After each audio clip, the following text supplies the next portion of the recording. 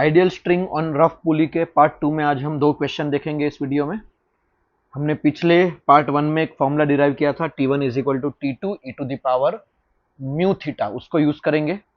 तो आपके स्क्रीन पे एक आपको क्वेश्चन दिख रहा होगा, तो वीडियो को पॉज करके एक बार इस क्वेश्चन को अच्छे से पढ़ लो। ठीक है, तो यहां पे पूछा गया है कि ए का मास कितना रखे कि बी स्लाइडिंग स्टार्ट कर ले। ये पुली भी रफ है और बी के नीचे वाली सरफेस भी रफ है। ठीक है, ये पूछा गया है। तो सबसे पहली बात, अगर आप देखोगे तो यहाँ पे थ्रू आउट दी रस्सी अगर आप टेंशन देखोगे तो इस वाले पूरे क्रॉस सेक्शन में टेंशन सेम होगा, टीबी के बराबर। यहाँ पे हर जगह टेंशन टीबी होगा। उसी तरह इस यहाँ पे हर क्रॉस सेक्शन में टेंशन सेम होगा, टीए के बराबर। लेकिन रस्सी का जो पार्ट पुली के साथ कांटेक्ट में है, ये 90 डिग्री वाला पार्ट जो पुली के साथ कांटेक्ट में है, इस रेड कलर वाले पोर्शन में टेंशन अलग अलग होगा। क्यों? क्योंकि हमें स्लाइडिंग स्टार्ट करवानी है, यानी रस्सी की इस तरफ टेंडेंसी होगी तो रस्सी में यहां पे इस डायरेक्शन में फ्रिक्शन लगेगा। ये फ्रिक्शन टीए को बड़ा कर देगा टीबी से। दूसरी चीज, अगर रस्सी की स्लाइडिंग टेंडेंसी इस साइड है तो फॉर्मूला में एलएचएस में टीए रखना है, आरएचएस में टीबी रखना है और एंगल ऑफ कॉन्टेक्ट 90 डिग्री रखना है। तो टीए कितना होगा, मुझे स्लाइडिंग जस्ट स्टार्ट करवानी है तो टीए की वैल्यू एम ए जी के बराबर होगी, टीए की वैल्यू एम ए जी के बराबर होगी। टीबी की वैल्यू फ्रिक्शन को ओवरकम करना है तो म्यू एम बी जी के बराबर होगी।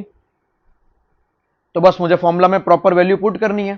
टीए की जगह एम ए जी, टीबी की जगह म्यू एम बी जी पुट करना है और क्वेश्चन में जो आपको डेटा दिया है वो सारी वैल्यू पुट करो तो आपको 2 kg आंसर मिल जाएगा।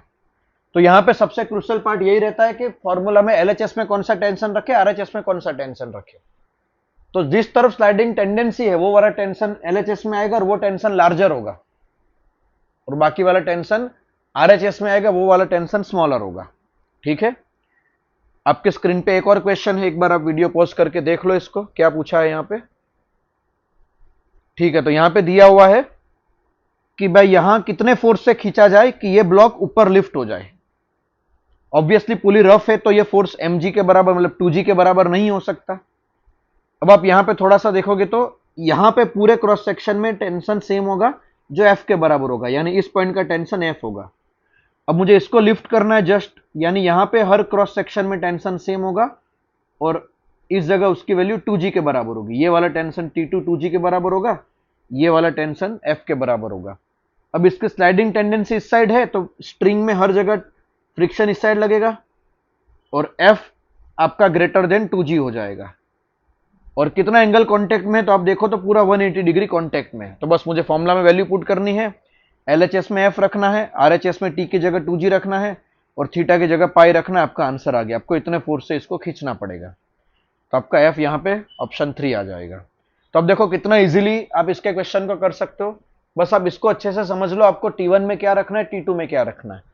और ये फॉर्मूला तभी अप्लाई करना है जब रस्सी की स्लाइडिंग टेंडेंसी हो या फिर वो एक्चुअल में स्लाइड कर रही हो। इन 2 कंडीशन में ही आपको ये फॉर्मूला को यूज करना है। पार्ट 3 में हम और कुछ एडवांस क्वेश्चन पे जाएंगे। Thank you so much.